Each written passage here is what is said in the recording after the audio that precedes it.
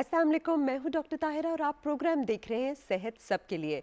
अगस्त शुरू हो चुका है और जश्न आज़ादी भी आने वाली है और हम सब के अंदर पाकिस्तानियत और पाकिस्तान से मोहब्बत का जज्बा जो है वो जागता है। इस महीने स्पेशली ज़्यादा जागता है, लेकिन हमें इसमें शऊर जो है लाना बहुत ज़रूरी है। अभी हम बात कर रहे थे कि किस तरह से हमें अपनी गलियों को, अपनी जगह को बिल्कुल साफ़ और सुथरा रखना है, अपनी नालियों को जो है वो साफ़ रखना है। हर संडे हमारी आपसे मुलाकात होती है और हमारे साथ जनरल साहब होते हैं। जनरल साहब जो कि माहिर अमराज दिल हैं और जनरल प्रोफेसर हैं, डॉक्टर अजहर महमूद कियानी साहब हैं।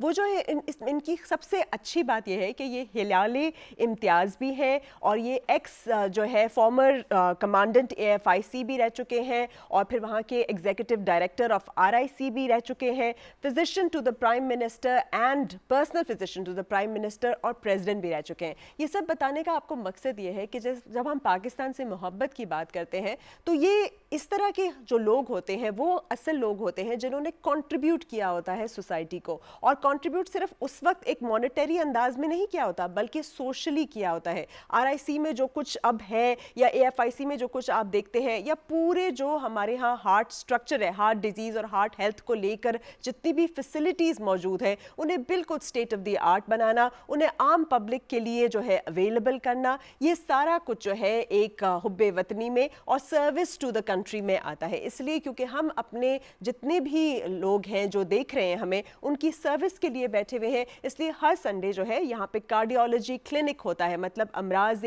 दिल का क्लिनिक होता है। आप हमें फ़ोन कर सकते हैं और आप प्रेसिडेंट और प्राइम मिनिस्टर होने की ज़रूरत नहीं है, आप जो कोई भी हैं आप फ़ोन करके जो है डॉक्टर साहब से बात कर सकते हैं और पूछ सकते हैं कि आपका ब्लड प्रेशर कंट्रोल में नहीं है, आपको दिल का कोई भी अमराज है या आपका वज़न बढ़ा हुआ है, आप स्मोकिंग करते हैं, आपकी फैमिली में हार्ट डिजीज़ है या दिल के कोई भी अलामात है, तो डॉक्टर साहब यहाँ मौजूद हैं। आप कॉल कीजिए, अपने रिपोर्ट्स को सामने रखिए और उनसे डिस्कस कीजिए। बहुत बहुत शुक्रिया डॉक्टर साहब, थैंक यू सो मच। हम बात कर रहे हैं हुब्बे वतनी की और अपनी गलियों को साफ़ रखने की, तो अपने दिल की नालियों को साफ़ रखना भी उतना ही ज़रूरी है। तो सर लोगों को थोड़ा सा ये बताइए कि किस तरह से उन्होंने as part of social service भी दिल की हेल्थ का मैसेज जो है वो फैलाना है। देखें, आई थिंक ये आपने जो बात शुरू की गलियां साफ़ रखना, बेसिकली आपकी सफाई जो हमारे तो ईमान में निसफ ईमान है सफाई मुसलमानों के लिए, और सफाई वैसे भी बहुत ज़रूरी है। हम अपनी जहाँ पे हम वज़ू करें उस जगह को साफ़ करके रखें, देखें वो गंदी ना हो, और जहाँ जिस जगह को इस्तेमाल करें वहाँ से कोई चीज़ गिरी पड़ी उसे कूड़ा करकट वाले बास्केट में आप डाल दें। और सफाई सबसे बड़ी चीज़ है। अगर सफाई नहीं होगी तो आपको दिल के अलावा बाकी बहुत सारी ऐसी बीमारियाँ हो जाएंगी जिनसे जान छुड़ानी बड़ी मुश्किल हो जाएगी। आजकल का जो मौसम है उसमें देखें कि उसमें कॉलरा है या मलेरिया है या टाइफाइड वगैरह है, डायरिया है, डिसेंट्रीज़ है, ये इन्फेक्शन ये सारी होती है। और अगर आप सफाई रखेंगे और सफाई करके फिर अपने हाथ बार बार आप धोएंगे तो आप बहुत सारी बीमारियों से बचे रहेंगे। और सफाई का अमल दखल है आपके दिल की बीमारियों में भी, क्योंकि जो भी इन्फेक्शन होगी, चाहे वो आपको डायरिया हो, डिसेंट्री हो या कॉलरा हो या मलेरिया हो, उसका दिल की नालियों पे भी असर होता है, उसकी भी सोजिश होती है। और वो जब सोजिश होती है तो नालियों में ब्लॉकेज शुरू हो जाती है, एथेरोस्क्लेरोटिक जो प्रोसेस है वो शुरू हो जाता है। तो पोल्यूशन, चाहे वो हवा की पोल्यूशन हो, चाहे वो शोर की पोल्यूशन हो, और चाहे गंदगी हो, इन सब का सारी बीमारियों पे और स्पेशली दिल की बीमारियों पे बहुत बुरा असर होता है। तो सफाई जो है हमारी हर तरह की सेहत के लिए बहुत ज़रूरी है, और हम हर एक की एज इंडिविजुअल जिम्मेदारी बनती है कि हम जहाँ रहते हैं वहाँ के इर्द गिर्द के माहौल को हमेशा साफ़ करके रखें, जो गंदगी है उसको साफ़ करें और ख़ुद कोशिश करें कि हम गंदगी फैलाने वालों में से शामिल ना हो। अगर कोई फैला रहा है तो उसे मना करें कि इसको उठा के कूड़े वाले बिन में जो है वो डाल दें, तो वो आपके लिए ज़्यादा बेहतर है। अच्छा डॉक्टर साहब, ये तो आपने एनवायरनमेंट की सफाई की बात की। एक नया टर्म है क्लीन ईटिंग, जिसमें कहते हैं कि आप जितना ज़्यादा साफ़ सुथरा खाएंगे, इन द सेंस कि आप हेल्दी चीज़ें खाएंगे जो आपके हर दफ़ा मेंशन करते हैं, उतना आपकी हार्ट हेल्थ अच्छी रहेगी, आपकी दिल की जो नालियाँ हैं, जो दिल का की रगें हैं, उनके अंदर कोई भी प्लाक नहीं जमा होगा। तो थोड़ा सा क्लीन ईटिंग के ऊपर बात करें ताकि हमारा पूरा माशरा ऐसा जो है वो क्लीन ईटिंग की तरफ आ जाए। देखिए, हमारे यहाँ जो क्लीन ईटिंग है वो सादा ईटिंग है। उसमें से आप ताज़ा सब्ज़ी हो, ताज़ा सलाद हो, जो भी मौसमी आपको अवेलेबल हो, और खुश्क रोटी हो जिसमें चिकनाई या तेल का इस्तेमाल कम हो, गोश्त का इस्तेमाल कम हो। ये चीज़ें ऐसी हैं कि अगर अपनी खुराक को साफ़ सुथरा सादा रखेंगे और चीज़ों को धो के आप इस्तेमाल करेंगे, अच्छे तरीके से आप पकाएंगे और जिसमें चिकनाई का इस्तेमाल कम होगा, तेल का इस्तेमाल कम होगा, तो आपकी सेहत के लिए बहुत अच्छा होगा। जहाँ पे आप चिकनाई या गोश्त का इस्तेमाल, और वो ऐसी चीज़ें आप खाते हैं जिसमें से आपके खून में चर्बी जाती है, वो दिल की नालियों की रुकावट का सबब बनती है और आपके दिल की नालियों की बीमारी शुरू हो जाती है। हमारे यहाँ जो सबसे बड़ा जो रिस्क फैक्टर है, जो पाकिस्तान में मैं कहूँगा हमारे मुल्क में जो बड़ा रिस्क फैक्टर है, वो है गलत खाना खाना, बिल्कुल। और फिर एक्सरसाइज ना करना, हिलना ना अपनी जगह से, हाँ। बिल्कुल कोई एक्सरसाइज। ये दो चीज़ें मेजर है जो कि हमारी दिल की बीमारियों का, शुगर का, ब्लड प्रेशर का सबब बनती हैं, और इसी से हमारे पेट वगैरह भी जो ख़राब होते हैं। अगर हम अपने खाना पीना साफ़ सुथरा रखें और सादा रखें, और जो चीज़ अवेलेबल है और जिस कीमत पे आज सस्ती अवेलेबल है वो ले लें, तो उसकी न्यूट्रिशन जो वैल्यू है, ग़िज़ाइयत है, उसमें उतनी ही होती है। ये ज़रूरी नहीं है कोई महंगी चीज़ होगी तो उसमें ग़िज़ाइयत ज़्यादा होगी। आपका जो भी फ्रूट है, जो भी सब्ज़ी है, मैं किसी फ्रूट और सब्ज़ी का नाम नहीं लूँगा, हर तरह की सब्ज़ी, हर तरह का फ्रूट, उसमें हर तरह की ग़िज़ाइयत है, उसमें विटामिन्स हैं, मिनरल्स हैं, फाइबर है, उसमें शुगर है। ये सारी चीज़ें आपके जिस्म के लिए बहुत ज़रूरी होती हैं, वो आप इस्तेमाल करेंगे और आपके जिस्म को फ़ायदा होगा। और ये चीज़ें ऐसी होती हैं कुदरती तौर पे जो आपको दिल की बीमारी से बचाती भी है। उसमें से एंटीऑक्सीडेंट्स होते हैं जो कि नालियों को बंद होने से रोकते हैं, और में ऐसे एंटीऑक्सीडेंट्स होते हैं जो कि कैंसर से रोकते हैं, कैंसर का कोई सेल है उसे मार देते हैं। ये कुदरती इलाज होता है। इसलिए जो ताज़ा सब्ज़ी, ताज़ा फल है, उसका आपकी सेहत में बहुत बड़ा रोल है। तो डॉक्टर साहब, हमारा जो मुल्क है, हम कहते हैं बड़ा प्यार है, हम झंडियाँ तो लहरा रहे होते हैं, लेकिन हम अपनी ज़रूरी ज़मीन को भी ख़त्म कर रहे हैं। हम अपनी पुरानी, जिसमें हम ऑर्गेनिक लाइफ थे, उससे निकल के हम ये प्रोसेस चीज़ें खाना शुरू हो गए। इनका इंपोर्ट भी मुश्किल होता है, हमारी इकोनॉमी पे भी बर्डन होता है। तो आप थोड़ा सा लोगों को बताइए कि किस तरह ज़रूरी है कि वो अपनी ज़मीन से ही जो है वो उगाएं भी और इन्हीं चीज़ों को खाएं। और जैसे हम चलते फिरते भी नहीं हैं, पहले हम चलते फिरते थे, अब हम गाड़ियों का इस्तेमाल करते हैं, मज़ीद आलूदगी होती है और ख़राबी होती है। तो ये जो चलना फिरना और काम करना है, मेहनत, मुशक्क़त, किसान होना या कोई भी और होना, वो कितना ज़रूरी है? ये बहुत ज़रूरी है जी। फिज़िकल एक्टिविटी आप सुबह सवेरे आप शुरू करें, कम से कम दिन में आप 1 घंटा किसी न किसी बहाने से ज़रूर चल लें। चाहे आप काम काज के सिलसिले में निकलें, चाहे सौदा सल्फ़ लेने के सिलसिले में निकलें, या कहीं काम पे जाएं, और अगर गाड़ी पे भी है तो गाड़ी ऐसी जगह पे खड़ा करें जहाँ पे आपको आधा घंटा चलना पड़े और आपकी वो वॉक हो जाए। और वॉक आपके लिए बड़ी ज़रूरी है। वो हरकत में जो बरकत है उसमें ये होता है कि आपकी सर्कुलेशन ठीक रहती है, आपकी चर्बी की मिकदार कम होती है, आपकी नालियाँ अगर कोई ब्लॉक हुई हैं तो जो ओपनिंग है दूसरी नई आर्टरीज की वो होनी शुरू, जिसे हम कोलेट्रल्स कहते हैं और नेचुरल बाईपास कहते हैं, वो होना शुरू। तो एक्सरसाइज का सबसे बड़ा रोल होता है। जो बंदा एक्सरसाइज करता है या वो, उसको सडन हार्ट अटैक नहीं होता, उसके नेचुरल बाईपास हो चुका होता है, उसको वार्निंग ज़रूर मिलती है, उसे सीने में दर्द होता है, उसको हार्ट अटैक की वार्निंग मिलती है तो उसकी रुकावट कर लेता, अपना इलाज करवा लेता। लेकिन जो नहीं चलते उनका अचानक हार्ट अटैक होता है और अचानक दिल बंद हो जाता है। थैंक यू सो मच जी। अब फर्स्ट कॉलर की जानिब बढ़ते हैं जी। अस्सलाम वालेकुम, कौन बोल रहे हैं और कहाँ से? जी, कौन बोल रहे हैं? मैं इमरान बोल रहा हूँ आज़ाद कश्मीर बाग से। जी, कैसे हैं आप, बताइए। शुक्र है अल्लाह का। ये डॉक्टर साहब से पूछना था कि ये पसीना बहुत ज़्यादा तो ठंडे में गर्मी महसूस होती है, सांस फूलते हैं बहुत ज़्यादा ना, आजकल ज़्यादा ही कैसे हो। जी, आपकी उम्र भी बताइए। जी, मेरी उम्र 40 है। और आपके कोई टेस्ट वगैरह हो चुके हैं? जी कुछ नहीं, टेस्ट वगैरह कुछ नहीं, ये बस आवाज़ ब्रेक हो रही है। हाँ, आपकी आवाज़ काफ़ी ब्रेक हो रही है। आपने गालिबन ये कहा है कि आपको सीने में जकड़न होती है और चलने फिरने से तकलीफ होती है, यही कहा है ना आपने? जी जी जी। अच्छा, आप डायबिटिक हैं? डायबिटिक हैं? डायबिटीज़ है आपको? नहीं नहीं। स्मोकर हैं आप? जी जी जी जी, थोड़ा स्मोकर हैं। स्मोकर ये हैं डॉक्टर साहब, 40 साल की उम्र है, अभी तक कोई इन्वेस्टिगेशन, आप जवाब सुनिए प्लीज़।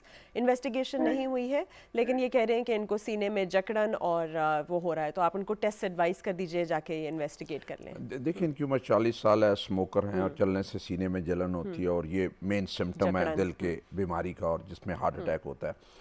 और अगर इनको जलन होती है वॉक करने पे और अभी तक नहीं दिखाया तो डॉक्टर साहब को ज़रूर दिखाएं। लगता ये है कि इनकी दिल की बीमारी है और इनकी दिल की नालियाँ बंद हैं, और अगर यही सूरत हाल रही तो किसी वक्त भी जो है इनको हार्ट अटैक हो सकता है। तो इन्हें चाहिए कि अपने टेस्ट करवा लें, और ECG वगैरह और अपने ब्लड टेस्ट डॉक्टर साहब से करवा लें और कार्डियोलॉजिस्ट को दिखा लें, और ताकि इनकी फ़ौरन इनका इलाज शुरू हो जाए। और वो इलाज का ये होगा कि जब तक इनकी बाकी टेस्ट एको ETT वगैरह ये एंजियोग्राफी नहीं होती, उस वक्त तक ये एटलीस्ट इसकी जो नुकसान है या हार्ट अटैक इसके होने से बचे। और दूसरा, जो काम करने से इन्हें जलन होती है वो काम ना करें, यानी फ़िज़िकल एग्जर्शन जहाँ पे ज़ोर का काम है, जिस्मानी काम है, अगर कोई वज़नी चीज़ उठाते हैं या ऊंचा बोलते हैं या चढ़ाई चढ़ते हैं तो जलन हो वो ना करें। और ज़ुबान के नीचे रखने वाली जो इमरजेंसी वाली जी। गोली है एंजेसिड, वो इनके पास ज़रूर होनी चाहिए कि जहाँ भी ये तकलीफ़ हो तो ज़ुबान के नीचे रख लें। और एक डिस्पिन की जो टैबलेट है वो हादी टैबलेट जो है रोज़ाना शुरू कर दें। बाकी जो दवाइयाँ वो डॉक्टर साहब इनकी ECG और बाकी देख के वो इन्हें लिखेंगे, लेकिन आपने फर्दर टेस्ट ज़रूर करवा लें। और ये पता है कि इनको जो ये बीमारी है ये दिल की ही बीमारी है और उनकी दिल की नालियाँ और बंद सबसे पहले स्मोकिंग छोड़ दें। हाँ, स्मोकिंग छोड़ना बहुत अगले ज़रूरी है। कॉलर की जानिब बढ़ते हैं। जी, कौन बोल रहे हैं, कहाँ से? कौन साहब बोल रहे हैं, कहाँ से? गुलाम मुस्तफा पाकिस्तान। जी बताइए। गुलाम मुस्तफा बोल रहा हूँ पाकिस्तान से। तो जी, जी, आप मैं थोड़ा सा अगर काम करता हूँ ना तो मेरे जो है ना ये सांस जो है ना फूलना शुरू हो जाती है। ठीक है, अपनी भी उम्र बता दीजिए। 68 50 है। 50 और आपके कोई टेस्ट वगैरह हुए हुए? पहले हार्ट वाला मसला तो नहीं? मैंने कोई ऐसे टेस्ट नहीं, तो हेपेटाइटिस वगैरह के करवाए। अच्छा, और उसके साथ साथ ये इसके ये दिल के जो है ना ये BP चेक करवाता हूँ, शुगर भी चेक करवाई है, सब अच्छा। नंबर आ रहा है। ठीक है, तो दिल के टेस्ट इनके नॉर्मल है कह रहे हैं। और इनके सांस फूल जाती है, यही बोल रहे हैं ना आप? उम्र 60 है इनकी। स्मोकर हैं आप भी? नहीं, मैं जिम्मेदार है। नहीं, स्मोक भी नहीं करते। और वालदैन नहीं करता, जिम्मेदार फैमिली हिस्ट्री है? फैमिली, आपकी फैमिली में किसी और को दिल का मर्ज है? नहीं, कोई मसला। आपके वेट कितना है, वजन कितना है आपका? मेरा 75। 70, वजन भी ठीक है। चलिए ठीक है, आप जो है जवाब सुनिए। जी, एज 58 है जी। और इनका सांस फूल जाता है, थोड़ा सा भी काम करते हैं। और पहले जो टेस्ट शुगर वगैरह के करवाए हैं कहते हैं वो नॉर्मल है। उसमें दो चीज़ें होती हैं कि अगर आपको पहले पैदल चलने की आदत नहीं है, वॉक नहीं करते, तो आपको बगैर बीमारी के सांस फूलनी शुरू हो जाती है। लेकिन ये उम्र ऐसी है जिसमें ज़्यादातर दिल की बीमारियां होती हैं या शुगर या ब्लड प्रेशर होता है, और या आपको जो ECG वगैरह ख़राब होती है या दिल कहीं कमज़ोर होता है, आपको पता ही नहीं चला और आपकी सांस फूलनी शुरू होगी। तो इसमें ECG, छाती का एक्सरे, इको टेस्ट जो अल्ट्रासाउंड हार्ट का, ये करवाना बहुत ज़रूरी है। और दिल वाले जो कार्डियोलॉजिस्ट हैं उनको दिखाना बहुत ज़रूरी है। देखें, सांस फूलना एक ऐसी अलामत है जो कि आपकी दिल की नालियां बंद होने की वजह से भी हो सकता है आपको दर्द ना और आपका सांस फूल जाए। दूसरा ये होता है कि अगर आपको पहले कहीं हार्ट अटैक हो चुका है, तो हार्ट फेल हो रहा है या बढ़ा हुआ है और आपके फेफड़ों में पानी है, तो आपकी सांस फूलनी शुरू हो जाएगी। और कई दफ़ा आपको एस्थमा या ऐसी एलर्जी वर्जी उससे सांस फूलता है। और कुछ लोगों का वज़न ज़्यादा हो तो उसकी वजह से सांस फूलता है। तो ये जब डॉक्टर साहब के पास जाएंगे तो बेस लाइन जब सारे टेस्ट होंगे, वहाँ से पता चलेगा कि क्या इन्हें दिल की बीमारी है या कोई और बीमारी है। अच्छा डॉक्टर साहब, बहुत सारे लोग इसमें इसका भी शिकार हो जाते हैं। चलो उस पर आते हैं, पहले कॉलर ले लेते हैं। जी, कौन बोल रहे हैं, कहाँ से? जी बताइए। आवाज़ कम है, आपकी आवाज़ clear थोड़ी करें। कम आ रही है, तो प्रोड्यूसर साहब थोड़ा सा आवाज़ के ऊपर फोकस करेंगे। आवाज़ बिल्कुल यहाँ पे समझ नहीं आ रही एक्चुअली। मेरे अबू की उम्र है 70। जी, तो वो उन्होंने 3-4 भेड़े भी रखी हुई है, दुबे रखे हुए हैं, वो काम करते हैं। जी, तो उनकी शुगर हाई हो जाती है। जी, तो आज सुबह भी उनकी 300 पे थी। ठीक है। काम करते हैं, काम के बावजूद उनकी शुगर हाई हो जाती है। काम करने से शुगर हाई हो जाती है। उनको दिल का कोई मसला है? नहीं, दिल का कोई मसला तो वो नहीं है, ब्लड प्रेशर ठीक है, ब्लड प्रेशर उनका हाई है। ब्लड प्रेशर दिल का मसला होता है, सबसे बड़ा मसला दिल का। ब्लड प्रेशर कभी हाई हो जाता है, कभी दवाई खाते हैं वो? जी, दवाई बराबर खा रहे हैं। कौन कौन सी दवाइयाँ ले रहे हैं, कुछ पता है आपको? नहीं, ये तो मुझे नहीं मालूम। परहेज करते हैं। अच्छा, परहेज करते हैं वो? जी, परहेज करते हैं, नमक करते, काम चीनी कम खाते अच्छा हैं। अच्छा, ठीक। ठीक है, चले, थैंक यू वेरी मच। अच्छा डॉक्टर साहब, थोड़ा सा सबको ये भी बता दीजिए कि कैसे डायबिटीज़ भी एक्चुअली एक दिल का मसला ही बन जाता है, और ब्लड प्रेशर तो होता ही दिल का मसला है, क्योंकि लोगों का ख्याल है कि ब्लड प्रेशर डायबिटीज़ है, दिल का मसला नहीं है, और थक जाते हैं और काम करने से उनकी तबीयत ख़राब हो जाती है, शुगर भी हाई हो जाती है। जी, आई थिंक ये वाला सिलसिला बहुत ही इम्पोर्टेंट है कि लोगों को शुगर है और वो दवाई खा रहे हैं और शुगर कंट्रोल नहीं है। उसमें दो वजूहत हो सकती हैं। तो या तो दवाई की प्रॉपर खुराक नहीं वो ले रहे, वो डोज सही नहीं है, उस डोज को एडजस्ट करने की ज़रूरत है जो डॉक्टर साहब करेंगे। या फिर मरीज़ खुराक में बेहतियाती कर रहा है और वो मीठा खा रहा है और उस मीठा खाने से आपकी शुगर कंट्रोल नहीं हो रही। ये कहते हैं चलते हैं और चलने से शुगर बढ़ जाती है। चलने से हमेशा शुगर कम होती है। जितना आप वॉक करते हैं आपकी 20 से 30 मिलीग्राम जो है वो शुगर नीचे आ जाती है। चलना बहुत ज़रूरी है। और फिर आप जो दवाई खा रहे हैं या इंसुलिन लगा रहे हैं, चलने से उसका असर बढ़ जाता है, दवाई का असर बढ़ जाता है और आपकी शुगर कंट्रोल हो जाती है। आप अपनी जो डॉक्टर साहब है जिनके पास आप शुगर के लिए जाते हैं, आप उनका पीछा उस वक्त तक ना छोड़ें जब तक कि आपकी शुगर कंट्रोल ना हो जाए। वो आपकी दवाई की डोज एडजस्ट करें और ऐसे एडजस्ट करते चले जाएं कि आखिर में शुगर कंट्रोल हो, तो फिर वो दवाई है उसको आपने आगे मेंटेन करना, लेके रखना है, बाकायदगी से लेनी है, तो आपकी शुगर कंट्रोल रहेगी। लेकिन ये नहीं है कि डॉक्टर साहब के पास आप एक दफ़ा जाएं और शुगर कंट्रोल ना हो फिर 2 महीने के बाद जाएं। नहीं, हर हफ्ते उनके पास पहुँचें आप, स्पेशली आपके जो जनरल फिजिशियन है, डॉक्टर जो नज़दीक है, जो इजीली अवेलेबल है, जिनके पास चले जाएं, ताकि वो जो गोली उन्होंने शुरू की है, ये इंसुलिन शुरू की है, उसकी दवाई जो है आहिस्ता आहिस्ता एडजस्ट करते जाएं जब तक कि वो कंट्रोल ना हो जाए। और डॉक्टर साहब की उस वक्त तक जानना छोड़ें जब तक कि आपकी शुगर सुबह की 120 से ऊपर ना जाए और शाम वाली खाने से पहले 160 से ऊपर ना जाए। ठीक है, थैंक यू वेरी मच जी। अगले कॉलर की जाने बढ़ते हैं जी। कौन बोल रहे हैं और कहाँ से? कौन सा आप बोल रहे हैं? अस्सलाम वालेकुम जी, वालेकुम सलाम जी। मैं गुजरावाला से बोल रहा हूँ, अकरम नाम है मेरा। जी, बताइए अकरम साहब। और मेरी एज अराउंड 50 इयर्स है जी। मैंने जो है ना 7 साल पहले मेरा बाईपास हुआ था। ठीक है। और मेडिसिन वगैरह तो मैं रेगुलर ले रहा हूँ। मेरी जो वेट है ना वो थोड़ा ज्यादा है और जॉब इस तरह की है कि उसमें सिटिंग काफी ज्यादा है। जी। तो अभी भी मैंने टेस्ट करवाए हैं, मुझे काफी ना सीने में बोझ रहता है और कंधों में भी एक जो है ना वो बहुत ज्यादा वो बोझल से, जैसे बेजिस्म से, बेजान से होते हैं ना कंधे। जी, दवाइयाँ तो कौन सी ले रहे हैं आप?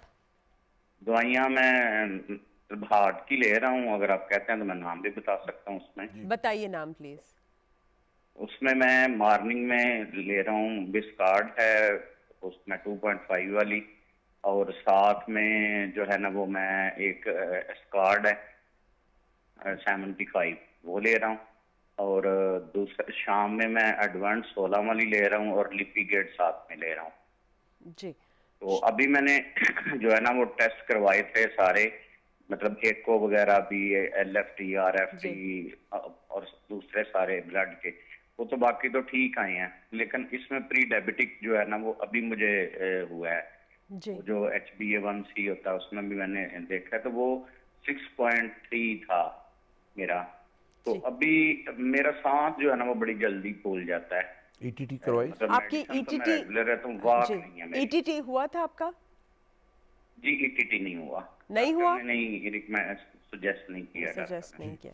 जी, सवाल का जवाब जो डॉक्टर साहब ने सजेस्ट किए थे वो मैंने ये सारे करवाए। चलिए, थैंक यू वेरी मच। बाकी तकरीबन सारे ठीक हैं। तो ठीक है, आप जवाब सुनिए। डॉक्टर साहब इन्होंने कहा कि इनकी मूवमेंट बिल्कुल नहीं है और उनका वेट भी ज़्यादा है और ये बैठे भी रहते हैं। जी जी, वो एक वजह है, एक्टिविटी ना होने की वजह है। लेकिन ये जो सिम्टम्स आपने बता रहे हैं कि कंधों में दर्द होता है, एक्सर्शन पे, चलने पे, बाजुओं में या सीने में दर्द होता है, तो ये लगता है कि या उन जो इनका बाईपास हुआ उसमें कोई ब्लॉकेज आई है, या कोई नई नालियों का बाईपास नहीं हुआ उसमें कोई ब्लॉकेज आई है। दवाइयाँ तो ये सही खा रही हैं जो इन्होंने बताया और ये जारी रखें। लेकिन अब जो इनको टेस्ट करने वाला है वही जो मैंने पूछा था कि एक्सरसाइज टेस्ट, ETT, वो स्ट्रेस टेस्ट वो करवा लें। उसमें हमें पता चलेगा कि वहाँ पे उसमें कोई ख़राबी आती है तो इनकी आगे जाके CT एंजियो या coronary angio, proper angio. Normally जिन लोगों का बाईपास हुआ होता है उनमें CT एंजियो ज़्यादा हेल्प करती है। उसमें पता चलता है बाईपास किस जगह पे लगा हुआ है, उसको लोकेट करने में आसानी होती है।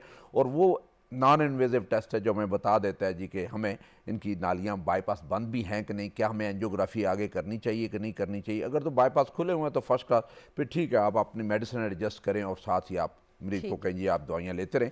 इनको इन दवाइयों के साथ जो शामिल करने वाली दवाई होगी वो नाइट्रेट्स होंगे, कि उसमें सस्टैक है या नाइट्रोमेंट है, ये गोली 2.6 मिलीग्राम की एक सुबह शाम साथ शामिल कर लें तो हो सकता है कि इनकी इसमें सिम्टम्स में फ़र्क पड़े। लेकिन ETT करवा के फिर अपने कार्डियोलॉजिस्ट को ज़रूर दिखा लें। चलिए ठीक है जी, अगले कॉलर की जाने बढ़ते हैं जी। कौन बोल रहे हैं और कहाँ से?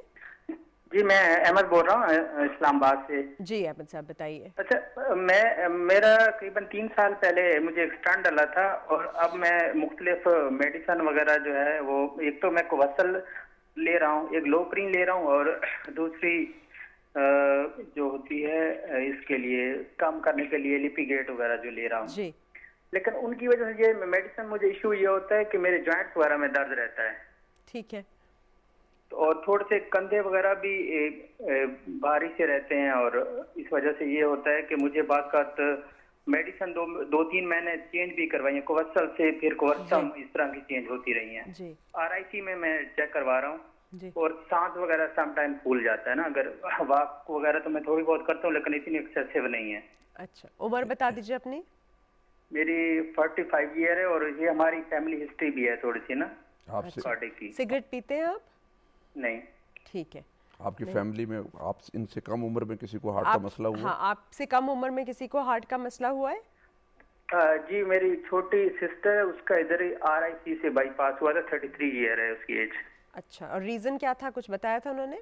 उसका क्या उसका डायग्नोसिस? एक वेल्व वगैरह लीक था, जिसकी वजह से ना उसको रूमेटिक फीवर हुआ था, और उस वजह से। ठीक है, ठीक है। और आपकी यही इन्वेस्टिगेशंस हुई हुई है? नहीं, ये इन्वेस्टिगेशन वगैरह हुई थी, मुझे एक दफा पेन हुआ था तो मेरी वेन वगैरह चली थी, तो उन्होंने फिर वो डाला था बाईपास करके उसको ठीक है, ठीक है, चले ठीक है। आप स्टंट वगैरह सुनिए, डाला था, और उसमें चलिए, thank angioplasty. Alright, thank you, बहुत शुक्रिया जी डॉक्टर साहब। जी फैमिली जी, आई थिंक काफ़ी यंग एज है और इसमें एक नाली इनकी बंद थी, ने स्टेंडल है, और मिनिमम ये बड़ी कम मेडिसिन खा रहे हैं, उसमें कोवर्सल ले रहे हैं, और एस्पिरिन एस्कॉर्ड है, और कोलेस्ट्रॉल वाली है। मेरा नहीं ख्याल कि इन्हें कोई इससे दर्दों के बारे में ज़्यादा कोई परेशान होने की ज़रूरत है। एक दफ़ा होता ये है, ये अभी हमारे यहाँ देखें, जो हम जो कोलेस्ट्रॉल की दवाई देते हैं वो तो बड़ी थोड़ी डोज है, बाहर जाएं तो 40-80 मिलीग्राम होते हैं, हम तो देते ही 10 मिलीग्राम है।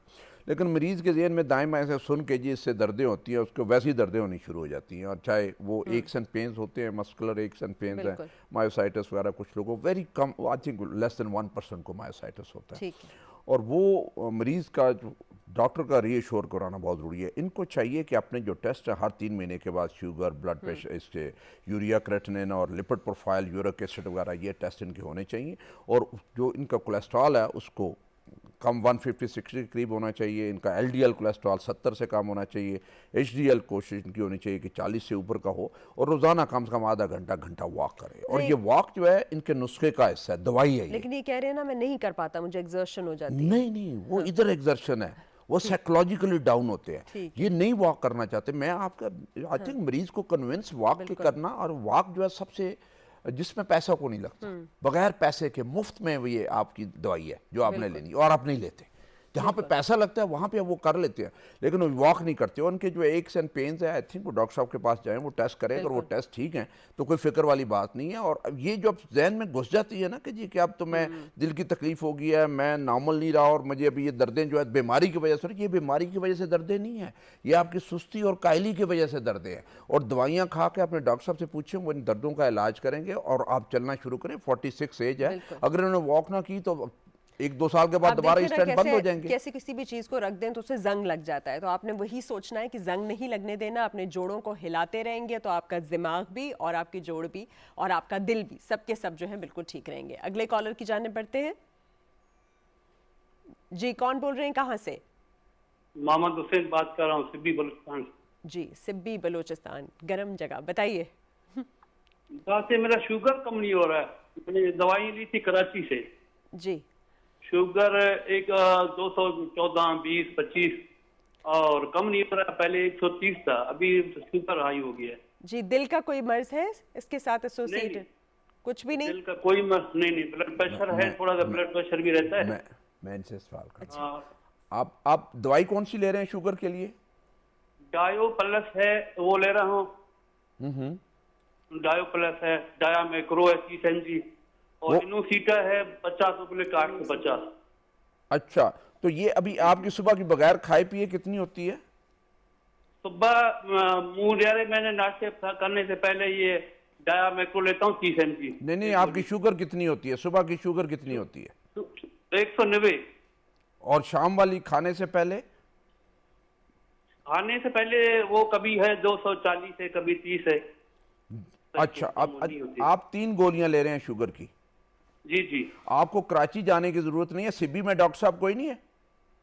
डॉक्टर हैं यहाँ, तो मेडिसिन वो सर 2 नंबर है, मेडिसिन वो नहीं मिलती जो हम लोग कराची से लेते हैं, यहाँ नहीं मिलती है। अच्छा, और सिब्बी में कोई 1 नंबर का मेडिकल स्टोर नहीं है? जी नहीं, कोई नहीं है, कोई भी हाँ, नहीं। ये काफ़ी परेशान कुन बात है, आपको इसके लिए कराची ये जाना दवाई पड़ता है। सर 2 नंबर है, असल में दवाइयाँ 2 नंबर है, क्वेटा जाओ, बलुचिस्तान में जाओ, उधर भी दवाई सही नहीं मिलती, 2 नंबर मिल चले जाती है। चलें, आपके सवाल को मैं जवाब देता हूँ। एक तो सबसे बड़ा थैंक यू ज़रूरी जी, है बहुत शुक्रिया। कि ये दवाइयाँ जो है, जो स्टोर आपके सिबी में है, उसमें से किसी को रिक्वेस्ट करें कि 1 नंबर दवाइयाँ रखें, ताकि आपको कराची इसके लिए ना जाना पड़े। और ये 3 गोलियाँ, आप 3 किस्म की गोलियाँ खा रहे हैं, जिससे आपकी शुगर कंट्रोल नहीं हो रही और काफ़ी 190 फास्टिंग आपकी ज़्यादा है। तो मेरा आपको ये मशवरा होगा कि आप अगर अपने डॉक्टर साहब से मशवरा करके इंसुलिन पे आ जाए, और इंसुलिन अगर आप शुरू करेंगे और साथ एक आध शायद गोली हो, तो आपके बड़ी जल्दी शुगर कंट्रोल हो जाएगी। लेकिन वो इंसुलिन का भी यही मसला है कि आपने सफ़र करना है, कराची से लेके आना है, फिर उसे फ्रिज में रखना है, और अगर फ्रिज में नहीं रखेंगे, कहीं उसका टेम्परेचर ज़्यादा होगा और सिबी का टेम्परेचर वैसे भी ज़्यादा और लोड शेडिंग होगी, तो आपकी इंसुलिन भी ख़राब हो जाएगी। उस सूरत में तो गोलियाँ सबसे ज़्यादा बेहतर है, ताकि उस हिसाब से आपको इंसुलिन की हिफाजत ना करनी पड़े। तो मेरा ये मशवरा होगा कि डॉक्टर साहब को अगर उन्हीं के पास जाएँ, डोज इसकी जो है, अभी जो डायमैक्रोन आप 30 मिलीग्राम ले रहे हैं, अगर इसको 60 मिलीग्राम कर दें और उसके साथ देखें कि आपकी शुगर कम होती है कि नहीं होती, और अगले हफ्ते जब हम इतवार को आएँ तो हमें फ़ोन करके अपनी शुगर सुबह की फास्टिंग और शाम की जो रैंडम है उसका हमें बता दें कि आपकी कितनी शुगर है, तो इन दवाइयों के साथ फिर आपको कुछ और तजवीज़ कर देंगे इंशाल्लाह। बहुत शुक्रिया। अच्छा डॉक्टर साहब, मैं आपसे ये पूछ रही थी, बहुत सारे लोग जो वो एक्सप्लॉइट होते हैं इस तरह के सेटअप्स के हाथों, कि वो जाते हैं डॉक्टर के पास दिल की तकलीफ के साथ, वहाँ पे आगे कोई क्वैक होता है या वो उनके लैब्स होते हैं, उसमें वो उनको फॉल्स ईसीजी दे देते हैं और सिर्फ उनके इररेलेवेंट ब्लड टेस्ट करके उनको क्लियर कर देते हैं। इसलिए भी वो कहते हैं कि हमें हमारे टेस्ट तो क्लियर थे लेकिन हमें ये मसला हो रहा था। तो थोड़ा सा इसके ऊपर भी स्ट्रेस करें कि किस तरह से सही जगह से इन्वेस्टिगेशन, सही लाइसेंस्ड कार्डियोलॉजिस्ट से मशवरा और उसके बाद सही जगह से ही मेडिसिन ज़रूरी है। अब मेरे लिए पॉसिबल हो तो मैं कोशिश करूँगा मैं से भी पहुँच जाऊँ और मैं जिस उस इलाके की खिदमत कर सकूँ वो करूँ, क्योंकि ये उनके लिए एक बहुत बड़ा डायलेमा है, लोगों के लिए, उन मरीज़ों के लिए, उस इलाके के लिए, कि अगर उन्हें एक अपने किसी डॉक्टर पे भी एतबार नहीं है, अपने किसी मेडिकल स्टोर पे भी एतबार नहीं है कि दवाइयाँ सही, हो सकता है कि दवाइयाँ सही हों और इनका शक हो कि वो दवाइयाँ 2 नंबर है और अच्छा स्टोर भी हो, लेकिन उनको आई थिंक यकीन दिलाना बहुत ज़रूरी है मरीज़ों को कि ये दवाइयाँ सही हैं, नंबर 1 दवाइयाँ हैं और ये हम आपको दे रहे हैं। और सिब्बी से कराची ट्रैवल करना इलाज के लिए, ये तो एक बहुत एक उसका किराया लग जाना, दिन 2-3 ज़ाया करना, फिर वापस आना और इलाज करवा के आना, ये इनके लिए अच्छी खासी प्रॉब्लम है। तो आई एम श्योर कि वहाँ पे अच्छे डॉक्टर्स होंगे, सिब्बी में कोई ना कोई अच्छा डॉक्टर ज़रूर होगा, अच्छे स्टोर होंगे, दे रहे होंगे, इन्हें ढूंढना पड़ेगा। और हम चाहेंगे कि मैं कोशिश करूँगा कि अगले हफ्ते मैं जब आऊँ तो सिब्बी में मोबाइल हेल्थ यूनिट शुरू करने लगे इंशाल्लाह। जी नेक्स्ट कॉलर, जी नेक्स्ट कॉलर प्लीज। जी अस्सलाम वालेकुम। जी वालेकुम सलाम। जी मैं हाफिज अताउर रहमान लाहौर से अर्ज कर रहा हूँ। जी बताइए। कि मैं ना कार्डियोलॉजी से तकरीबन मेरा ना 1 तारीख को ना बाईपास ऑपरेशन हुआ है। ठीक है। तो मैंने ये बेटा पूछना है को, यानी कि सीधा ही लेटा रहता हूँ, कोई कहते हैं लेफ्ट ना लेटे हैं, इधर ना लेटे हैं, पत्तियाँ टूट जाएंगी। ठीक है। तो यानी कि चलना फिरना कब से हम शुरू करेंगे वो भी कंफर्म नहीं हो रहा। ठीक है। तो सीधा लेट के थक जाता। कब बाईपास कब हुआ? 8 तारीख को इनका बाईपास हुआ है। जी जी, पिछले महीने की 7 तारीख को। जी। एक महीना तकरीबन जुलाई। वैसे अब आपकी तबीयत कैसी है? अल्हम्दुलिल्लाह अल्हम्दुलिल्लाह, वाक्शा करता हूँ 3 टाइम। जी जी ठीक है। उसमें से आई थिंक कुछ दिन आपको जो है वो करवट नहीं लेनी होती और कई दफ़ा ऐसा ऐसा करवट ले सकते हैं। महीने के बाद जो है वो, अभी आप महीना आपको होने वाला है, तो वो आप उसके बाद थोड़ी बहुत करवट ले सकते हैं। होता ये है कि ये जो आपकी हड्डियां हैं, ये इन हड्डियों को जोड़ने में पूरा 3 महीने लगते हैं और उसमें से आपने एहतियात करनी होती है कि आपको कोई झटका ना लगे, आप किसी बच्चे या वजनी चीज़ को ना उठाएं, गले ना मिले लोगों से, और उसमें से ये चीज़ें आपने एहतियात करनी होती है। बाकी चलने फिरने में आप महीना आपको हो गया, आप बैठने वाला आपके जो काम है वो सारे काम कर सकते हैं। ड्राइविंग आप नहीं कर सकते। झटके वाला जो है, जैसे स्पीड ब्रेकर है, कोशिश करें अगर गाड़ी या मोटरसाइकिल पे हैं तो आहिस्ता वहाँ से हो जाएं ताकि आपको झटका ना लगे। बाकी माशाल्लाह आप फिट हैं। अभी हमारे यहाँ तो देखें, महीने के बाद तो हम जो दफ्तर में जाने वाला बंदा उसको फिट कर देते हैं कि जाएँ, दवाइयाँ अपनी बाकायदगी से लें और अपने दफ्तर में बैठ के अपना काम शुरू कर दें, ताकि आपका ध्यान काम की तरफ हो जाए, हड्डियों की तरफ ना हो कि दर्दें कहाँ पे हो रही हैं। तो इंशाल्लाह जो मुकम्मल तौर पे आप फिट हो जाएंगे वो 3 महीने के बाद फिट हो जाएंगे, जब आपके सीने की हड्डी जो है सारी वो जुड़ जाएगी। थैंक यू जी, बहुत शुक्रिया।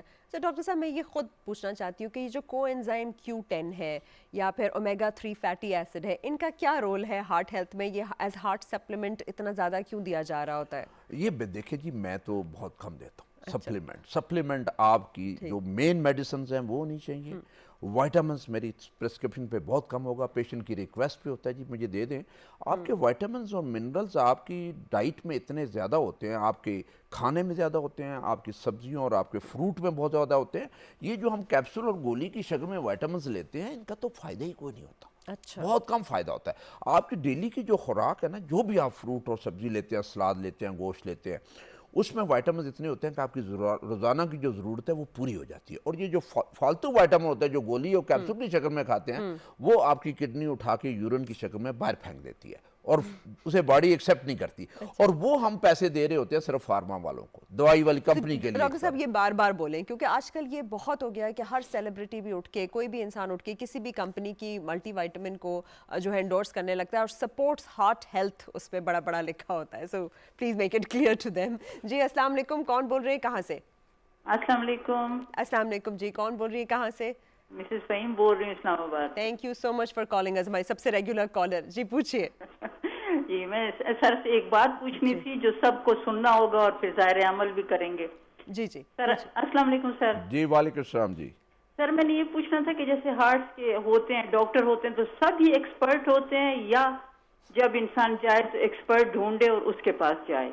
Thank you very much. Thank you, बहुत ये शुक्रिया। बहुत ज़रूरी सवाल है। देखें, जब आप किसी भी शहर में रहते हैं या किसी इलाके में रहते हैं तो आपको बहुत सारे लोगों का रेपुटेशन का पता चल जाता है। एक तो आप सबसे पहले डॉक्टर साहब की क्वालिफ़िकेशन देखें कि एक मुस्तनद किस्म की क्वालिफ़िकेशन हो, यानी कि MBBS है, देन कहाँ से किया है। मैं तो हमेशा जो मेडिकल कॉलेज, जो public medical college, government medical college का वो वाला होता है प्रायोरिटी, देन FCPS MRCP को बाहर का जो है उन्होंने किया, वो क्वालिफ़िकेशन ट्रेनिंग कहाँ पे हुई है, और फिर उनके हाथ में शफा या वो मरीज़ के साथ दिल के साथ हैं कि नहीं है। यानी एक मरीज़ के साथ सिंसियर होना डॉक्टर की पहला शर्त है मरीज़ का, मर्ज़ का ठीक होना। कि वो जब उसके दर्द को समझना शुरू हो जाए कि मरीज़ तकलीफ़ में मेरे पास आया है, मैंने ध्यान करना है कि इसकी बीमारी भी ठीक हो जाए और उसके जेब के ऊपर भी फ़र्क ना पड़े, और मैं फालतू किस्म की कोई ऐसी दवाई ना लिखूं जिससे इसके लिए बर्दाश्त करना मुश्किल हो जाए, और मैं जो दवाई लिखूं वो उसके बजट में आ जाए और वो बाकायदगी से खाता रहे। अब जहाँ पे रेपुटेशन आता है, देखें एक क्लिनिकल काम है, वो तो आप किसी भी डॉक्टर साहब के पास चले जाएं, वो उसी हिसाब से उन्हें पता हो कि ये बीमारी है, इसकी मैंने प्रिस्क्रिप्शन कैसे लिखनी है, 2 3 4 मेडिसिन लिखनी है, फालतू कोई मेडिसिन नहीं लिखनी। और फिर अगर उन मेडिसिन के अलावा उसे बाकी टेस्ट की ज़रूरत होती है, जैसे एंजियोग्राफी की ज़रूरत होती है, फिर एक्सपर्ट की ज़रूरत है। और वो जिसकी रेपुटेशन अच्छी है कि अच्छी सेफ़ एंजियोग्राफी करता है, एंजियोप्लास्टी सेव करता है, एंजियोप्लास्टी जहाँ पे ज़रूरत है वहाँ पे करता है, फालतू एंजियोप्लास्टी तो नहीं करता, बाईपास ज़रूरत है तो बाईपास करता है, फालतू बाईपास तो नहीं करता। ये रेपुटेशन आहिस्ता आहिस्ता आपको अपने अपने इलाके में या अपने अपने शहर में आपको पता चल जाती है कि कौन जो है अच्छी ऑनेस्ट ओपिनियन आपको देता है। वो डॉक्टर जो आपको ऑनेस्ट ओपिनियन देती है, अल्लाह ताला उसके हाथ में शफा भी दे देता है, उससे लोगों को फ़ायदा भी होता है और लोगों को दयानतदारी से उनका वो इलाज कर रहा होता है। तो आप हमेशा ऐसे डॉक्टर को ढूंढने की कोशिश कीजिए। बिल्कुल, और डॉक्टर ऐसा दिखना भी चाहिए। जो डॉक्टर अपना खुद ख्याल रखता है, इतना ही फिट रखता है, तो वो आपको भी उतना ही फिट रखेंगे। जी अगले कॉलर की जानिब। जी कौन बोल रहे हैं, कहाँ से? जी मोहम्मद बशीर बोल रहा हूँ जेलम से। जी बताइए बशीर साहब। जी जी बस डॉक्टर साहब मुझे थोड़ी सी ये पूछना था डॉक्टर साहब से। मेरी 63 साल एज है जी जी जी और तलक मेरा डिस्ट्रिक्ट जेलम से है, डॉक्टर साहब के डिस्ट्रिक्ट से ही हूँ जी। तो थोड़ा सा काम करता हूँ तो मेरा सांस फूल जाता है ना, और उसके बाद पसीना बहुत आता है। अच्छा, और आप हैं दिल का मर्ज है आपको पहले डायग्नोज? डॉक्टर साहब मैंने चेक कराया था तकरीबन 1 साल पहले, इको कराया था कराची से, जी जना हॉस्पिटल से ना, तो मेरा वो ठीक तकरीबन कोई ऐसी प्रॉब्लम नहीं थी। उन्होंने क्या बताया था कि आपको दिल की तकलीफ है कि नहीं? नहीं ये ठीक था। अच्छा, अभी आपको चलने से अभी सीने में दर्द होता है? नहीं सर, सिर्फ सांस फूलता है, दर्द नहीं होता। आप ऐसे करें ना, आप एक दफ़ा ज़रा दोबारा फ्रेश एक इको करवा लें, छाती का एक्सरे ECG करवा लें, ब्लड टेस्ट करवा लें। और सिगरेट पीते हैं आप कि नहीं? नो सर, किसी किस्म का, सिर्फ मैं तो सौंफ सुपारी भी नहीं खाता हूँ। अच्छा, वे कराची में रह के आए और सौंफ सुपारी नहीं खाते। और आपका वजन कैसा है? वजन बढ़ा हुआ तो नहीं? मेरा तलक स्पोर्ट्स से था ना। अच्छा माशाल्लाह। और वजन तो नहीं आपका बढ़ा हुआ? वजन मेरा ज्यादा है सर, ये है 110 केजी है मेरा। हाँ, ये मेन वजह सांस की ये वाली है आपकी। आप अपना वेट कम करें और 5 से 10 केजी कम करें। और अगर आप वहाँ पे टेस्ट करवा ले। जेलम आप कहाँ रहते हैं? सर मैं डुमेली। डिमेली में आके आप आके या तो DHQ अस्पताल से चेक करवा सकते हैं या हमारे पास आके JCC में आके चेक करवा सकते हैं। मैं आपके पास आना चाहता हूँ। जी, आप तशरीफ लाएं। अभी मैं डुमेली में हूँ फिलहाल। जी, बिल्कुल। मैं देखें जेलम अपने शहर में जाता हूँ और मैंने एक वीकेंड एक रखा होता है अपने शहर के लिए। आप आए जुमे वाले दिन आए, मुझे दिखाएं। और वैसे तो अगर DHQ में आप दिखा सकते हैं, वरना मुझे भी दिखा सकते हैं। और अगर कोई आपको मसला नहीं है तो उसमें आपको क्लियर कर देंगे, मसला नहीं है। लेकिन मुझे लगता है कि आपका मेन मसला जो है वो आपका वजन है। अगर वजन कम करेंगे तो इंशाल्लाह आपका ये सिम्टम ठीक हो जाएगा। बहुत शुक्रिया। और डॉक्टर साहब, इनको जरा नालियां साफ करने पे लगाए ना, इनका वजन भी कम हो और हमारा मुल्क भी साफ सुथरा हो। मेरा ख्याल है हम ये सोशल सर्विस पे अगर सब बच्चे भी और बड़े, अब देखिए हमारे यहाँ के स्टूडेंट्स भी हर वक्त बैठे रहते हैं, सेडेंटरी लाइफस्टाइल। उसके बाद मैं ये बात इसलिए कर रही हूँ क्योंकि अब जो ऑक्यूपेशनल हेल्थ और सेफ्टी के गाइडलाइंस आ रहे हैं उसमें वो ये बता रहे हैं कि किसी फॉल से या किसी बर्न से ज़्यादा लोग जो हैं वो ऑफिस स्ट्रेस से और इस तरह के सेडेंटरी पोस्चर की वजह से हार्ट अटैक से उनकी डेथ हो रही है। तो थोड़ा सा आप इस चीज़ के ऊपर भी बात करें कि किस तरह से उन्होंने टाइम पे सोना, टाइम पे जागना, बीच में ब्रेक लेना, एक्सरसाइज करना और मुस्तकिल तौर पे स्ट्रेस या बर्डन अपने जहन पे नहीं लेना। जी, ये बहुत ज़रूरी चीज़ है। सारी चीज़ें अगर आप करें तो आप बिल्कुल फिट रहते हैं। उसमें आप टाइम पे सोएं, टाइम पे जागें, खाना जो है सादा खाएं, वॉक अपनी जो है आधा घंटा डेली करें, गैर ज़रूरी स्ट्रेस को ना लें। हमारे यहाँ देखें हमने अपनी ज़रूरतें इतनी बढ़ा दी हैं, कनात पसंदी हम में कम हो गई है। जो है उस पर सब्र शुक्र नहीं करते, जो नहीं है उसके लिए हमारी वो तगोदो होती है और वो हर अच्छे बुरे तरीके से उसे लेना चाहते हैं। अगर कनात आ जाए, एक्सरसाइज हो जाए और आपकी डाइट ठीक हो जाए और किसी का बुरा ना सोचें और किसी का हमेशा भला सोचें तो अल्लाह ताला आपको भी ज़हनी भी और जिस्मानी सुकून देता है। ये चीज़ें अगर आप कर दें तो आप बहुत सारी चीज़ों से बचे रहते हैं। और सिगरेट नोशी हमारी एक जो है वो उससे हर सूरत में बचना चाहिए, जो कि हमारी आदत है। और जो सिगरेट पीते हैं उनके पास ना बैठें, क्योंकि पैसिव स्मोकिंग में आपको भी वही नुकसान और होता है जो सिगरेट पीने वाले को होता है। तो जो सिगरेट पी रहा है वो उससे हट जाएं या उन्हें रिक्वेस्ट करें कि आप किसी ऐसी जगह पे पिएं जहाँ पे लोग ना बैठे हों। तो अगर ये चीज़ें आपकी चीज़ें ठीक हो जाएं और आप डिसिप्लिन किस्म के हों तो आप बीमारी अगर आनी भी है तो आपकी 5-10 साल वो लेट हो जाए। और डॉक्टर साहब एक और हमारे यहाँ बहुत रुझान हो गया कि हम बहुत होपलेस हो गए। हम अपने मुल्क को लेके, बाकी चीज़ों को लेके हर वक्त नेगेटिव और गंदी बात कर रहे होते हैं, ये हो जाएगा वो हो जाएगा, बस कबाड़ा हो गया। ऐसा थोड़ा सा आप लोगों को ये भी समझाइए कि थोड़ा सा पॉजिटिव आउटलुक रखिए और अपने आप को उसमें शामिल करें। अच्छाई में किसी और से एक्सपेक्ट करने की जरूरत नहीं। मैं जिस गाँव से आया हूँ उस गाँव में जब मैंने पढ़ा था तो उस गाँव में लालटेन में मैं पढ़ता था। लालटेन में पढ़ के वहाँ पे बिजली नहीं थी, वहाँ से फिर पैदल जाता था स्कूल और पैदल वहाँ से वापस आता था। अब उस गांव में गया हूँ तो मेरी हर गली पक्की है, मेरे बिजली आई हुई है। वहाँ पे अभी जो है आपका वाईफाई है, वहाँ पे टीवी, रेडियो, सब कुछ, हर एक चीज़ है। वहाँ पे BHU है, वहाँ पे लड़कियों का स्कूल, हाई स्कूल है, सब कुछ है। ये नई सी चीज़ें, इस पे शुक्र अदा करना चाहिए कि हम कहाँ से कहाँ पहुँच गए। मैंने तो लालटेन में पढ़ा है, अब तो हर एक के पास बिजली और वाईफाई मेरे गाँव में है। और ये हर जगह का यही हाल है कि हमने तरक्की की, हम ना शुक्र हैं, हम ना शुक्र हैं। और मुझे इस दफ़ा अल्लाह ताला का शुक्र अदा किया जब एक बुजुर्ग मुझे मिले जो पुराने इंजीनियर थे, 86 उनकी उम्र थी, मैं जेलम गया हुआ था। तो उन्होंने कहा जी जनरल साहब मैं आपको बताऊं कि मैं जब पार्टीशन से पहले था तो पूरे जेलम शहर में सिर्फ 2 दुकानें मुसलमानों की थी, बाकी सारी हिंदुओं और सिखों की थी। और हमेशा मुसलमान जो थे पूरे जेलम में सिर्फ चपड़ासी हुआ करते थे, मैक्सिमम नौकरी उनकी चपड़ासी की होती थी। बाकी जो उनकी नौकरियां थी तहसीलदार, डिप्टी तहसीलदार, पटवारी, वो सारे हिंदू या सिख होते थे। और जो अंग्रेज होता था या DC या DPO होता था और बाकी उनका टोल। अब देखें अब हमारे हालात क्या है, हम कहाँ पे हमारे अपने DC DPO बंदे तरक्की करके, हमारे शहर तरक्की करके, हम एक जो चीज़ जिस पे नहीं तवज्जो दे रहे, जैसे आपने कहा था, एक आबादी पे नहीं तवज्जो दे रहे, और एक हमारे पास जो ज़मीन है जिसने हमें अनाज देना है हम उस पर तवज्जो नहीं दे रहे, उस पर हम हाउसिंग सोसाइटियाँ बना रहे हैं। और हाउसिंग सोसाइटियाँ वो एग्रीकल्चर वाली बैन हो जाना चाहिए कि जो जरी ज़मीन है उस पर हाउसिंग सोसाइटी नहीं बनेगी। वो जो अनकल्टिवेटेड लैंड है, यस अगर वहाँ पे कोई ज़रूरत है सोसाइटी बनाने की तो वहाँ पे बना ले। तो ये हमारा जो आगे फ्यूचर आ रहा है बड़ा खतरनाक आ रहा है कि हमारे पास मुंह ज्यादा होंगे और खिलाने के लिए नहीं होंगे, हमारा अपना अनाज नहीं होगा, अनाज के लिए हम जो है बाहर की तरफ देखेंगे और हमारे पास नहीं होगा। ये हमारा क्राइसिस होगा जो मुस्तकबिल का क्राइसिस है जो आएगा। तो इसलिए लोगों जैसे आपने कहा कि अपनी जमीन को इस्तेमाल करें, अपना गल्ला खुद उगाएं, अपनी चीजें खुद उगाएं और उससे बचा के रखें ज़मीन को, ताकि आने वाले दिनों में एक तो आबादी कम हो और खाने वाले कम हो और हमारे पास गल्ला जो है मुनासिब मिकदार में इस हो। बात पे तो सल्यूट करने का दिल चाह रहा है जनरल साहब को। ये बात प्लीज सुनने वाले जो बाहर, हमारे मुल्क के बाहर भी सुनने वाले, उनसे भी मैं कहूंगी कि जब आप इन्वेस्ट करते हैं तो हाउसिंग सोसाइटीज में मत इन्वेस्ट करें, एग्रीकल्चरल प्रोडक्ट्स या एग्रीकल्चर या फार्मर को इक्विप करें। क्योंकि हम यहाँ बैठ के जितना मर्जी कह लें, आप पार्क में खेलें, आप क्रिकेट ग्राउंड में खेलें, हमारे पास ना ग्राउंड बच गए हैं, ना पार्क बच गए, ना अनाज खाने को है। हमारे कॉलर की तारीफ बढ़ते हैं। जी अस्सलाम वालेकुम। वालेकुम सलाम जी, कौन बोल रहे हैं, कहाँ से?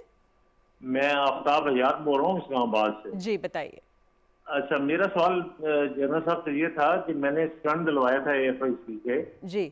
तो बाज लोग ये कहते हैं कि स्टंट बंद हो जाता है और वो प्रॉब्लम कर जाता है। तो मैं इनसे ये पूछना चाहता था कि इसको कैसे मॉनिटर करना होता है कि कार्डियक स्टंट कब बंद होता है या उसको कैसे मॉनिटर किया जाता है। अच्छा, एज भी बता दीजिए अपनी। मेरी 57 है। 50 और कब स्टेंट कब डाला था आपको? तो 3 महीने पहले। 3 महीने पहले। ठीक है, थैंक यू जी। ये बहुत अच्छा सवाल है। आई थिंक Maintain उनका कैसे ये है कि करना अगर है। आपने स्टंट डलवाए हैं तो आपको कब पता चलेगा कि एक स्टंट आपके बंद तो नहीं हो गए, काम कर रहे हैं कि नहीं कर रहे हैं। एक जो सबसे पहले ये चीज़ होती है कि आपको वो सिम्टम जो आपने स्टंट डालने से पहले आपको सिम्टम थे वो दोबारा आने शुरू हो जाए। यानी आप चलें तो आपके सीने में दर्द हो जाए, आप कोई वजनी चीज़ उठाएं तो दर्द हो जाए, खाना खाएं तो पेट भरा हुआ तो सीने पे बोझ आ जाए, रात को सोए हुए नींद में कहीं बोझ आ जाए, गुस्सा करें या ऊंचा बोलें तो आपको सीने में बोझ आ जाए, तो ये दोबारा सिम्टम आने शुरू हो। इसका मतलब यह है कि आपके स्टेंटों में कोई रुकावट आ रही। बड़ा कम होता है कि स्टेंट जो है अभी तकरीबन जो इनका होता है 5 to 10% चांस होता है कि दोबारा बंद होने का। वो मरीज़ जो अपनी दवाई बाकायदगी से खाता है और एहतियात जो डॉक्टर ने बताई है वो एहतियात करता है तो उसके स्टेंट खुले रहते हैं। और सिगरेट आपने नहीं पीना, अगर आपको ब्लड प्रेशर और शुगर है तो उसको कंट्रोल करके रखना है। आपका ब्लड प्रेशर जो है 140/90 से ऊपर ना जाए, और जो शुगर है सुबह की फास्टिंग है 110/20 से ऊपर ना जाए, और शाम वाली जो शुगर खाने से पहले 160 से ऊपर ना जाए, तो आपके स्टेंट बंद नहीं होंगे, चलते रहेंगे। मेरे पास लोग आए हैं जिन्होंने स्टेंट डलवाए हुए हैं, उन्हें 15-15, 20-20 साल हो गए, उनके स्टेंट फर्स्ट क्लास काम कर रहे हैं, उन्हें कोई प्रॉब्लम नहीं है। और कहीं अगर हम देखते हैं जी कितने साल हो गए इनको स्टेंट डले हुए, कहीं मरीज़ को सिम्टम जो हो रहे हैं वो इनकी वजह से ना हो रहे हैं, कोई ब्लॉकेज ना हो, तो जब उनकी CT एंजियो या एंजियोग्राफी करते हैं तो उनके स्टेंट फर्स्ट क्लास काम कर रहे हैं। ये मरीज़ पे बड़ा डिपेंड करता है। और ये बात ठीक है कि आप अलर्ट रहें, और हर साल आपको या तो थैलियम स्कैन करवा लेना चाहिए या ETT करवा लेनी चाहिए, और अपने ब्लड टेस्ट हर 3 महीने के बाद करवा लेने चाहिए, और ब्लड टेस्ट को दवाइयों से उनकी जो नॉर्मल लिमिट है उसके अंदर रखना चाहिए। अच्छा, आपने सुन लिया, केयर करनी है स्टेंट की भी, अपने आप की भी और अपने सराउंडिंग की भी। जी अगले कॉलर, कौन बोल रहे हैं, कहाँ से? जी कौन बोल रहे हैं, कहाँ से? कोहाट से बात कर रहा हूँ, अरशद। जी कोहाट से अरशद साहब, बताइए।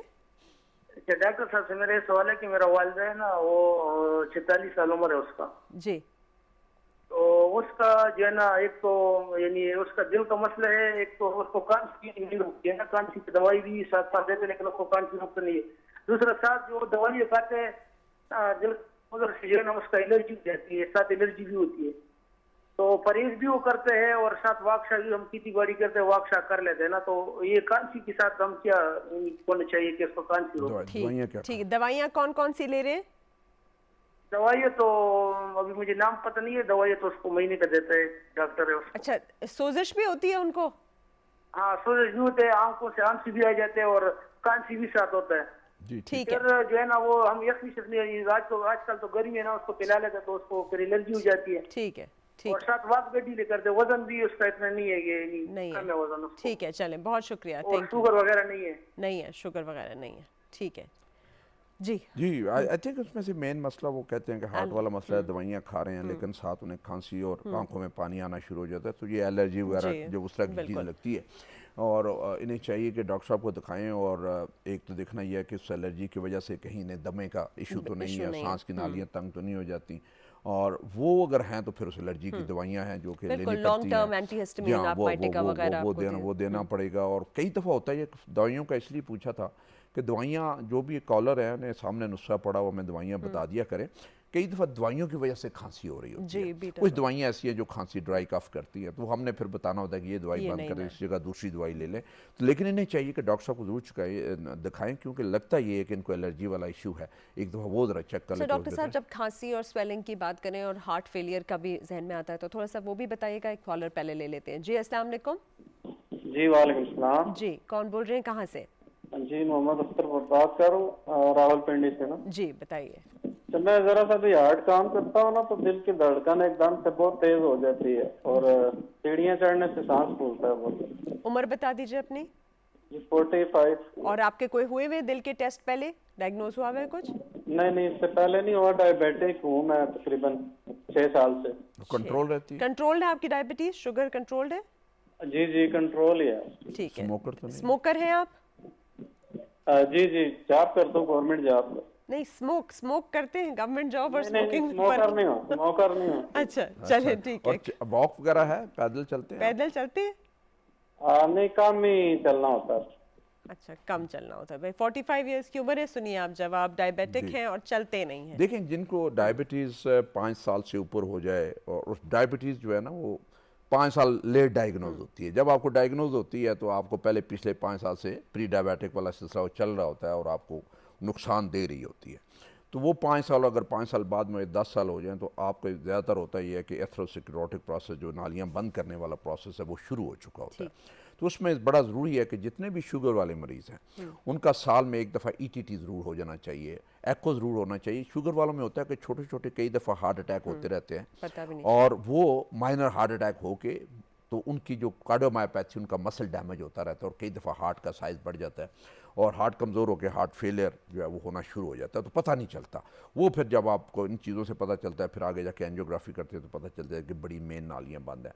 तो इन्हें चाहिए कि जो भी शुगर के मरीज़ हैं कि हर साल ETT एक्सरसाइज टेस्ट जरूर करवाएं, अपने ब्लड टेस्ट जिसमें शुगर और 3 महीने की HbA1c टेस्ट वो करवाएं, यूरिया क्रेटिनिन ज़रूर करवाएं, लिपिड प्रोफाइल कोलेस्ट्रॉल का यूरिक एसिड ज़रूर करवाएं और इको ज़रूर करवा लें, ताकि आपको पता चले कि हार्ट का साइज़ क्या और हार्ट क्या सही नॉर्मल काम कर रहा है कि नहीं कर रहा। ये अगर ये सारे टेस्ट करवाएं तो इन्हें पता चल जाएगा। दूसरा ये है कि इनको सिगरेट बंद करने पड़ेंगे। जो सिगरेट, ब्लड प्रेशर और शुगर 3 ऐसे मेजर रिस्क फैक्टर्स हैं कि वो जो दिल की बीमारी है उसकी स्पीड 3 से 4 गुना हो जाती है। यानी जिसने अगर 10 साल के बाद आपको हार्ट अटैक होना है वो कल परसों ही हो जाएगा, अगले हफ्ते हो जाएगा। इसलिए इन चीज़ों को कंट्रोल करना बहुत ज़रूरी है और आपके कंट्रोल में है कि आपने सिगरेट बंद कर सकते हैं, आप अपनी शुगर को टाइट कंट्रोल कर सकते हैं, आप रोज़ाना वॉक कर सकते हैं, आप अपनी खुराक का ध्यान कर सकते हैं और नींद अपनी 6 से 8 घंटे पूरी कर सकते हैं। और शुगर में जो वो मरीज़ जो को डिसिप्लिन्ड है, जो अपनी शुगर टाइट कंट्रोल करके रखता है, बहुत कम होता है कि उसकी ये कॉम्प्लिकेशंस हो, और अगर कॉम्प्लिकेशंस हो तो later part of the age में जाके होती हैं। शुरू में जो आपका काम करने वाली जो उम्र है, रिटायरमेंट से पहले की उम्र है, वो बड़ी आराम से आप गुजार लेते हैं और सही नौकरी कर लेते हैं और फिट रहते हैं। उसके बाद भी आप फिट रहते हैं बशर्ते कि आप अपनी खुराक ठीक रखें और अपनी दवाइयाँ बाकायदगी से लेते रहें। बिल्कुल, जैसे डॉक्टर साहब कह रहे हैं, एटीट्यूड भी पॉजिटिव रखना है, अपने अंदर ग्रैटिट्यूड या शुक्र रखना है और साथ रिलैक्स रहना है। इस रिलैक्सेशन में डॉक्टर साहब सब लोगों को ये भी बताइए कि एक्सरसाइज में ना सिर्फ सर्कुलेशन बल्कि जो एंडोर्फिन्स रिलीज़ होते हैं, जो हार्मोन्स रिलीज़ होते हैं, जो हमें खुश करते हैं, हमारे दिमाग को भी और हमारे जहन को भी खुश करते हैं, वो भी हार्ट हेल्थ के लिए कितना ज़रूरी है। देखिए, मैं आपको कहूँ को आपको दिल की बीमारी है या नहीं, आपको शुगर है या नहीं, आपको ब्लड प्रेशर है या नहीं है, वॉक जो है ये मुफ्त की दवाई है, इसको आज से शुरू कर दें और बहुत सारी ये बीमारियों से आपकी जान छूटी रहेगी। आज से आप फैसला करें कि हमने हर सूरत में आधा घंटा वॉक कर लेनी है, किसी ना किसी बहाने से चल लेना है, तो बहुत सारी ये बीमारियां जो है याद कंट्रोल अगर हैं तो कंट्रोल हो जाती हैं, अगर नहीं है तो नहीं होती हैं और आपकी जो आनी होती है तो 10 साल लेट हो जाती है। वॉक जो है वो एक फ्री किस्म की चीज़ है जो आपकी सेहत के लिए बहुत ज़रूरी है।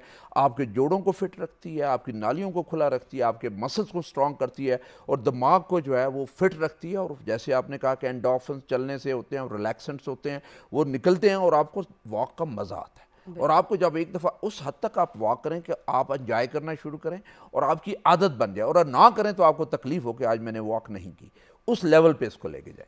बिल्कुल डॉक्टर साहब, अब जैसे बिल्कुल प्रोग्राम का अख्ताम की तरफ भी हम पहुंच रहे हैं, तो थोड़ा सा एक अच्छा सा मैसेज दीजिए। हमने परचम को तो दिल के करीब लगा लिया, लेकिन हम दिल के अपने दिल का भी ख्याल रखें और अपने जो बाकी हम वतन हैं उनके भी दिल का ख्याल रखें और अपने वतन का भी ख्याल रखें। इसके ऊपर एक अच्छा सा कॉम्प्रिहेंसिव सा मैसेज दीजिए आज। देखिए जी, हमारा ये वाला जो झंडा है ये हमारे लिए एक बहुत बड़ी आनर है और उसमें हम बहुत बड़ा फ़ख्र महसूस करते हैं और हम शुक्रगुजार हैं अल्लाह ताला के और कायदे आज़म के जिन्होंने हमें ये मुल्क दे दिया। और अदरवाइज़ जो आजकल हालात आप अक्रॉस द बॉर्डर इंडिया में देखें, जो मुसलमानों के साथ हो रहे हैं वो हमारे साथ हो रहे होते, और हम इसको बचा कर रखें। यूनिटी, फेथ और डिसिप्लिन, 3 चीज़ें थी जो कायदे आज़म ने बताई था, इत्तेहाद, तंजीम और ईमान। ये चीज़ें जो है आपको इकट्ठा रखेंगी, और देन आप हर एक बंदा इंडिविजुअल लेवल पे खुद ठीक हो जाए, बाकी चीज़ें ऑटोमेटिकली ठीक हो जाएगी। जो गवर्नमेंट का काम है वो गवर्नमेंट का करे, जो हमारा इंडिविजुअली काम है वो हम अपने हिस्से का काम करें। जैसे आप बात कर रहे थे,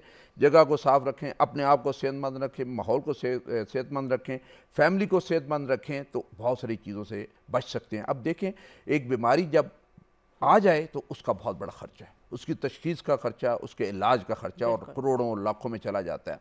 और अगर ना हो तो ये खर्चा बच जाता है, और आपके ऊपर भी कोई बोझ नहीं होता, गवर्नमेंट के ऊपर भी कोई बोझ नहीं होता। इस तरीके से हम कंट्रीब्यूट कर सकते हैं अपने मुल्क की तरफ कि हम वो चीज़ें करें जिससे हमारे मुल्क का फ़ायदा और हमारे मुल्क के जो पैसे बचें, गैर ज़रूरी जो हम पे खर्चे होते हैं वो बचें, और जो मुल्क की तरक्की के लिए पैसे हैं वो उसके लिए बचें, और हमारे अल्लाह ताला हमारे जो हुक्मरान हैं उन्हें भी सही रास्ता दिखाए, जो इस मुल्क का सोचें, पब्लिक का सोचे और उनकी बेहतरी का सोचे। और हम सारे मिल के जब इकट्ठे ये करेंगे तो इंशाल्लाह आगे अल्लाह ताला इसमें बरकत डालेगा और हमारा मुल्क तरक्की करेगा। बहुत बहुत शुक्रिया डॉक्टर साहब, बहुत बहुत शुक्रिया आप सबके देखने का भी। तो डिसिप्लिन को, कायदे आज़म की डिसिप्लिन को अपनी लाइफ में आज ही लेकर आइए और अपने अपने हिस्से का अच्छा काम कीजिए। करप्शन छोड़िए, गंद मत मचाइए, अपने दिल की भी सुनिए और दूसरों के अंदर भी अच्छी बात ही फैलाइए। इंशाल्लाह नेक्स्ट वीक भी फिर आपसे मुलाकात होगी। देखने का बहुत बहुत शुक्रिया। अल्लाह हाफ़िज़।